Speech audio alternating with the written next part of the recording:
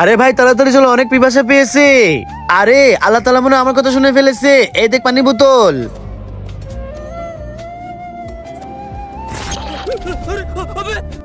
আবে তুই এত ছোট হয়েছিস কেমনে?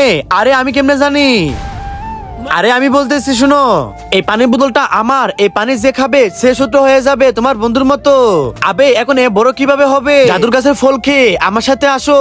আচ্ছা ঠিক আছে চল ভাই। দেখ এই সেই গাছ, এই গাছের ফল খেলে সবাই রোগ ভালো হয়ে যায়। হে জাদুর গাছ, আমাকে একটা ফল দাও যাতে ও বড় হয়ে যায়। এই নে খা। ধন্যবাদ ভাই, আমি তোমার জন্য বড় হয়ে গিয়েছি। আরে এটা তো আমার দায়িত্ব ছিল। চল ভাই। আরে এখন আমার চোখও ঠিক হয়ে যাবে। জাদুর গাছ আমাকে একটা ফল দাও যেটা খেয়ে আমার চোখটা ঠিক হয়ে যাবে।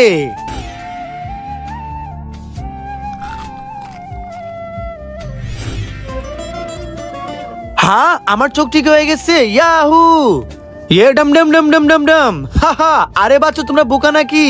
ও আসল না। এই দেখো ও নকল জাদু দেখায়। আচ্ছা তাহলে তুই আসল জাদু দেখাই দে। ঠিক আছে এনে ভাই আমার হাতটা কেটে দে। বাচ্চারা এখন আমি হাতটাকে আবার জুড়ে দেখাবো। ভাই যা ফলটা নিয়ে আয়। হ্যাঁ আবে ভাই ফলটা তুমি আর পাবা না। আরে কেন? চল আমি দেখাচ্ছি। আরে কি সমস্যা হয়ে গেল? আর আগে তুমিও যদি চাও তোমার মা সারা জীবন বেঁচে থাকুক তাহলে ভিডিওটি লাইক করে চ্যানেলটি সাবস্ক্রাইব করে দিবে। আরাই লাইক সাবস্ক্রাইব করবে যারা আমাকে ভালোবাসে। আরে গাছটা কে কাটছে? আরে আমি কেটেছি। কিন্তু কেন?